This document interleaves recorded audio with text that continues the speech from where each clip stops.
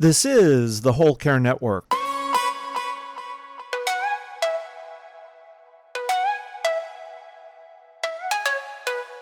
Helping you tell your story one podcast at a time. Content presented in the following podcast is for information purposes only. Views and opinions expressed in this podcast are solely those of the host and guest and may not represent the views and opinions of the Whole Care Network. Always consult with your physician for any medical advice, and always consult with your attorney for any legal advice. And thank you for listening to the Whole Care Network.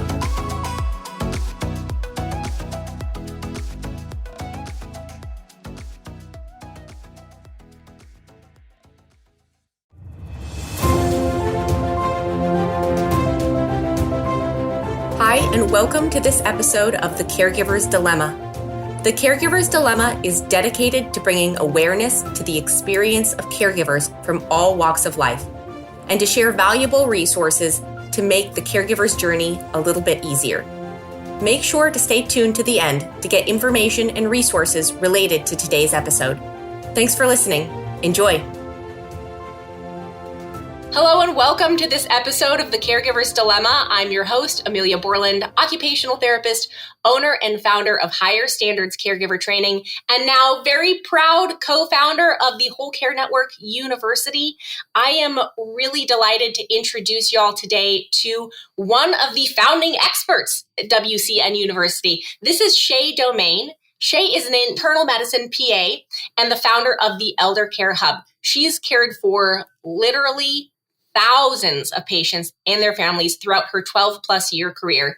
She consistently has seen that the care partners of the aging population are totally stressed out, they're undervalued, and at the brink of burnout, which, if you're listening to The Caregiver's Dilemma, is not news to you. So, Shay, thank you so much for being here. Welcome. Hi, thank you for having me. I'm super excited. So excited to have you. I think you have, can I just say before we really dive in here, you just have some of the biggest energy.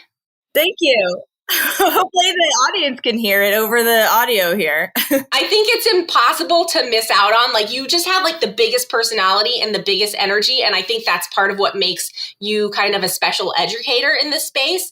But before we kind of dive into what your education topics are and your kind of specialty courses, let's talk a little bit about how you got here. So why did you decide to start delivering education in this format instead of just being a regular PA? Yes, as you said, I've been a PA for 12 years in all sorts of settings, the clinic, rehab, nursing homes, all the places, hospitals, of course.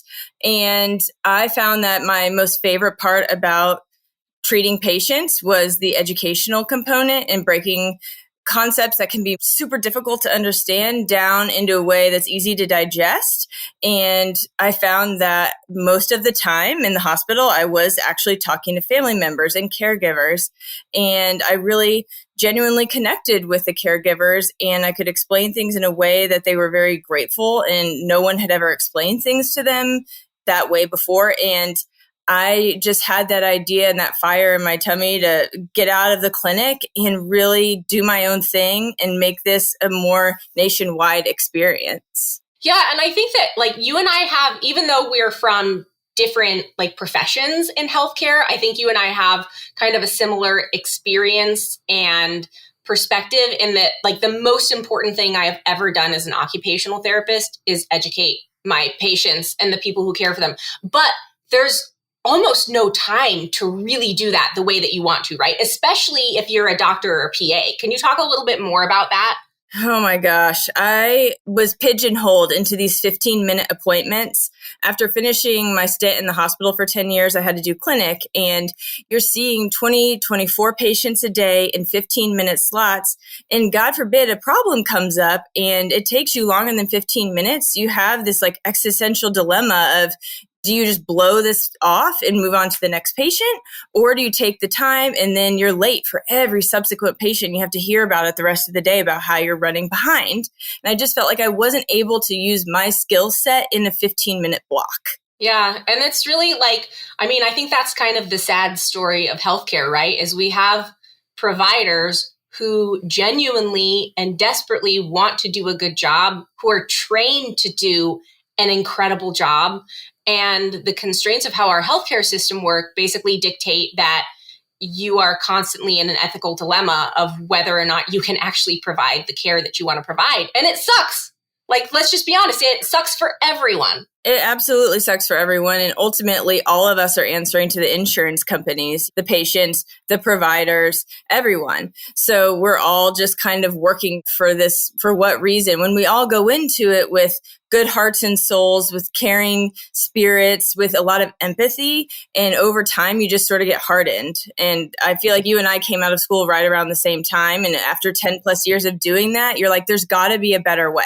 Right. Yeah. And I think also understanding that, unfortunately, this isn't a system that's going to fix itself. We have to be creative. We have to find other solutions. We have to find ways to make it possible for people to access high quality information in a way that it is accessible, that it is affordable, that hopefully will help to make the jobs of providers who are in that daily grind a little bit easier as well. So you founded Elder Care Hub. Tell us about that. Yes, so that was my third baby. I like to joke. My actual baby was one when I came up with the idea of it. And I just wanted to put all of my thoughts and passion and experience into one place, to be not in place of a primary care physician. I could obviously never do that, but to be a really great, reliable go-to resource for people who wanted to ask the questions to a primary care physician but didn't have the time or couldn't figure out a portal or whatever the reason was. I just wanted to figure out a way to help people with medications and hospital navigation ways in just one spot. So I took a year to build it out while I was working, and here we are today. And I should say, I'm glad you brought this up, because I should make sure to clarify for anyone who's listening to, like, obviously the education that you provide, the education that I provide, it's not a substitute for an intervention from a licensed healthcare provider. What we're really trying to do is arm you with the knowledge and the tools that you need to see problems when they're coming, to ask the right questions, to be a great advocate, to take better care of yourself and care of your loved one. It's also not a substitute for making sure you are seeing your doctor, that you are seeing a therapist, that you are seeing the nurse, whoever it is that you actually need to see one-on-one to provide that actual plan of care intervention for folks. Agreed. And that is a lot of what I talk about. And I give people scripts to bring to the doctor, like hypothetical situations, and you could bring it to the primary care physicians and what to say to them and when to say it. And that's how you kind of become the conduit between the patient, the caregiver, and the actual healthcare provider in whatever setting that they're in. Right. And your education is really focused on what is sometimes, maybe most of the time, one of the most complicated thing for people to understand. And also something that people are really, they're intimidated by. They're scared to ask questions about this because they feel like they're supposed to know already. And that is medications and polypharmacy. As a physician assistant, you know a ton of stuff. Why did you decide to focus in on medication management and polypharmacy? So I think as you practice throughout the years, there's something that just speaks to you over and over and over again, and things that come more naturally to you than other things do. So I'm never going to be a surgical PA. I don't want to stand still all day and like operate on people. That is not my jam. I love to use my brain and think about whatever medication, what it is made for, what it is supposed to do, how it physiologically works in the body, and then what happens when you combine different sets of medications and different classes of medications, and how that would impact your body and how the science of it. I just am obsessed with science. I like to think about it in my own way, and I have come up with just pretty easy ways to explain it to anyone to be able to understand. And I just feel like that was my gift from God, genuinely. I just think that I know how to talk about medicines in a way that is easy to understand. Yeah, and that's incredibly valuable, because a lot of times we can also forget that something that maybe seems really simple to us, it doesn't matter what you're an expert in. You could be a plumber, you could be an electrician, you could be an attorney. We forget that what we do isn't natural information to other people. And so it really is a gift when you come across someone who is an expert in another field and they can explain something important to you.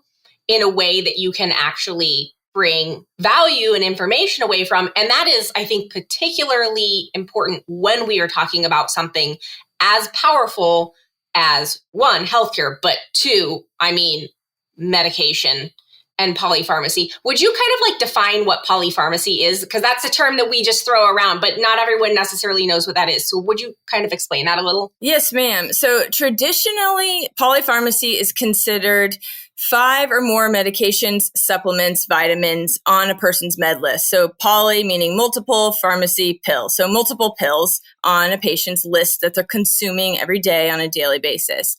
Now, 5, to me, I feel like most people are probably on 5.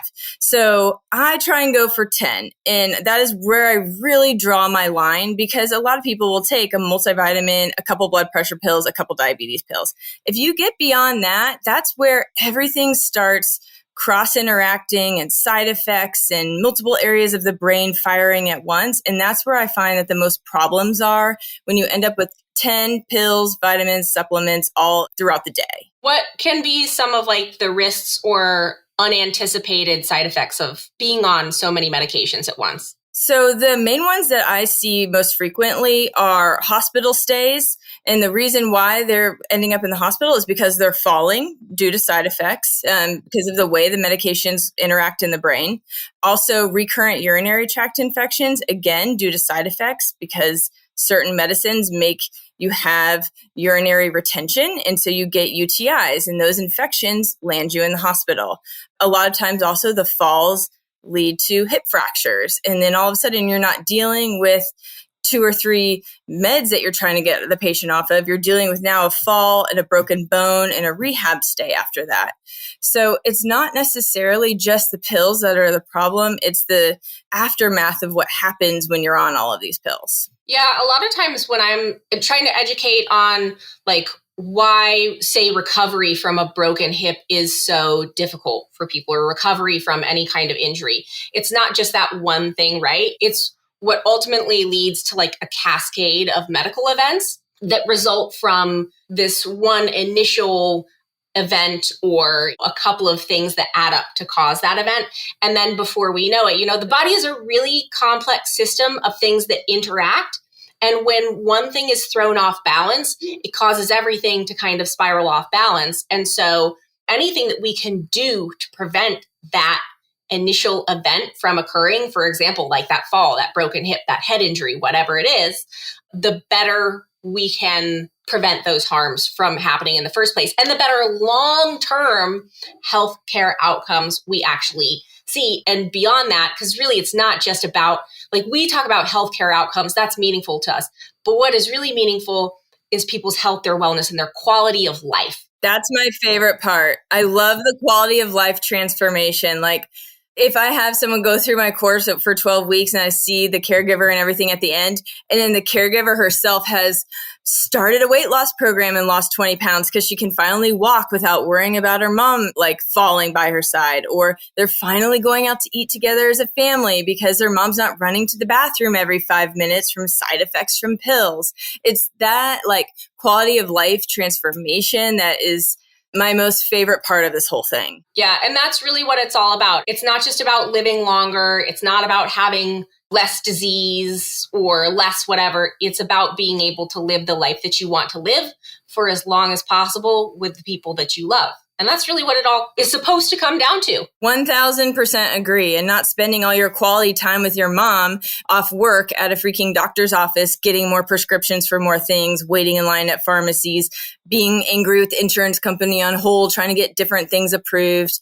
It's getting out of control. And so exactly what you just said about the quality of life and the interaction you want with your family member, just because they're elderly doesn't mean that you can't still enjoy their company and have some of the best years. It's supposed to be the quote unquote golden years. And I've seen so many people where it's just more black than golden, if you know what I mean. Yeah. And it's really unfortunate because so often if we can take the right preventative steps, it really just doesn't have to be that way. Totally agree. So if someone were to go to Elder Care Hub or WCN University and they were to look for the courses that you have available there, what would they find and what should they expect from those? Yeah, so I'm super excited to be part of the Whole Care Network now. So thank you for bringing me on. I love the whole concept of having everything all in one. So any kind of resource that you could possibly need for an aging loved one. Of course, I focus on aging parents because that's just the niche that I picked. But of course, any loved one would benefit from this. And I put my course onto the Whole Care Network and I split it into two. So you can either do the medication management course. They're both called the Shay Way, or the side of the hospital navigation and beyond course. So if you are having difficulties with your aging parent or whomever going into the hospital over and over and trying to figure out all the differences with home health, hospice, nursing homes, all the things. If you need to learn more about that, I have a whole course about that too.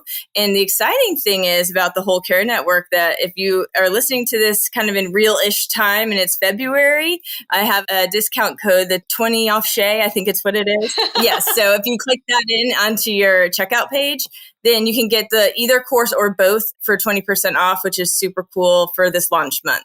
Yeah, that's awesome. And it really is valuable information that's in there. I want to tell people too, so because I get like first look at everything, so yay me, basically. One of the things that is cool about Shay's courses, there are handouts, there are like actual downloads that you can have and you can physically fill these things out to take with you to appointments and kind of better understand how everything is managed. And she really does put that out there step by step in a way that's pretty easy to do. The other thing that's cool is your course is an audio course. So people can listen to it in the car when they're going somewhere. Like a lot of my content, because I'm doing hands-on, this is how you care for someone, and I'm demonstrating stuff. It's all video, which is great, of course, but you can't watch that in the car. Drive safe, folks. And the audio is actually downloadable as well. Is that right? Yes, ma'am. I made it so you can download it and keep it forever. So even if you're in the beginning stages of caring for an aging person, you can download all the content now and save it to your computer in a file. And when you need it, you got it. And I love the audio component just because sometimes you want to be doing other stuff. You want to be folding laundry. You want to be maybe just on a walk going wherever, driving. And it's a good way to consume information and kind of register it in your brain without having to visually take the time to watch it. So that's why I went for the audio part. You can also kind of like go through some of those handouts while you're listening to the audio. You just listen to it as many times as you need to and walk through. And I love, like, it's all downloadable. Once you have the course, you download it all, keep it forever, and then check in at different points during your care journey with your care partner, because I guarantee it's going to be one of those things where, you know, like you read a book a bunch of times and every time you notice something new because there's something else that's relevant. It's going to be the same way for sure. So if you are caring for a loved one, even if you frankly don't consider yourself a caregiver or a care partner, maybe you're just helping your mom or your dad or your grandma or your grandpa with putting their meds in their med minder, putting it in the pill box, or whatever it is that your role is there. Like, this is an important way for you to get educated, to have a positive impact on your ability to advocate for that person, ask the right questions, and hopefully we can all play our best role together to make sure that we're, again, getting down to this real meaningful thing that is quality of life and not being in doctors' offices and hospitals and all that crummy stuff. Yep, I couldn't have said it better myself. That is the best part about this Whole Care Network in general, is that there's different styles for different folks. And so even if you come across my page and you're like, you know what, this is sort of beneficial, but I need something else, you can totally pivot within the site as well. And I love that about the whole concept. So even if I'm not your cup of tea, totally fine. There's like so many resources available in one spot. Yeah, and if you are interested, if you want to go check out Shay, she's super easy to find. You can find her bio and everything on our expert page, but you can also, if you want to search through the courses, you can literally click on, there's a link on top that says all topics. You go there, and if you put Shay in the search bar, it's going to pull up her name. And the same thing for the rest of the site experts. If there's particular content that you're looking for from a particular expert, you can just put their name in that search bar and it will pull it up. Another great way to get some interaction too is to join as part of our family caregiver resource community. And that's a great way to get some direct interaction with the experts on the site and help us help you really find the information that you need. Because like Shay said, you won't necessarily need what I have. You won't always necessarily need what Shay has. You might need what Lori Lemasters has. You might need some yoga for caregivers, like who knows? But we are all there to support you, to help make sure that you get what you need as a caregiver in that moment and really support you through your whole journey. Shay, is there anything that I should have asked you? I'm going to get to the song. Don't worry about it. Is there anything that I should have asked you that I didn't ask you already? Ooh, I know something that is of valuable information. So a lot of times people ask, well, just tell me a couple meds or whatever that are risky. So here's just a little tidbit to get you started. If you're on an antihistamine like a Claritin or an Allegra, those can cause dizziness, drowsiness, urinary problems, constipation, overtiredness, or insomnia. And a lot of times, if you just talk to the primary care doctor about doing a hold of the antihistamine for a couple of weeks, if your aging person is having any kind of weird delirium or confusion symptoms, it will just go away with simply eliminating the antihistamine. So try that out and let me know what you think. Oh, and you can find me on Instagram. I do some funny reels, because I have to infuse a little bit of personality in there. So she does some really funny reels. It's worth watching for sheer entertainment purposes. Yes. So find me on the Elder Care Hub on that. And I just started a TikTok. We'll see about how that one takes off. But if you want to follow me there, of course, follow me there. Awesome. Well, Shay, thank you so much for being here. Before I let you go, though, everyone on Caregiver's Dilemma has to answer this question, because I think music can change your day. It can go from having a terrible morning to on top of the world just with a song. So I always want to know, what is some music or a song that you recommend the family caregivers who are listening to Caregiver's Dilemma listen to today to turn their day around and make it positive? Okay, so whenever I'm in a down spot or whenever, my go-to is Queen, always.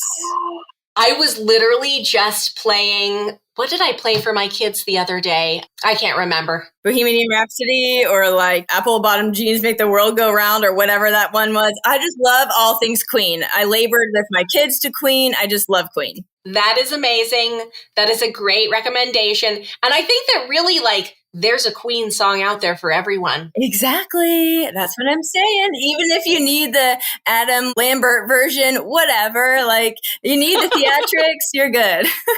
Oh, that's awesome. That's a great suggestion. Shay, thank you so much for being here on the Caregiver's Dilemma. Remember, y'all, you can find Shay's courses at WCNuniversity.com. You can definitely find all of her entertaining reels and various social media on Instagram at the Elder Care Hub. Is that right, Shay? Yes, ma'am. Find her, follow her. She's awesome. Thanks for being with us here today, Shay. Thank you for having me. I love it. It's good to talk to everybody. All right. Bye, guys. We'll see you next time. Thanks for listening to this episode of The Caregiver's Dilemma. If you're a family caregiver, make sure you check out the resources and experts available to you at WCN University. WCN University is a one-stop shop for family caregivers to get reliable information from care experts to support their financial, social, physical, and spiritual well-being. WCN University also offers practical courses from licensed healthcare providers to help you more safely and successfully care for your care partner. To get started, visit WCNuniversity.com. You can take a course, check out our expert lineup, or join our family resource community for access to monthly live discussions, curated discussion boards, popular courses, and get resource recommendations direct from our expert lineup. Because being a family caregiver isn't a one-person job. It takes a village. Join the village today.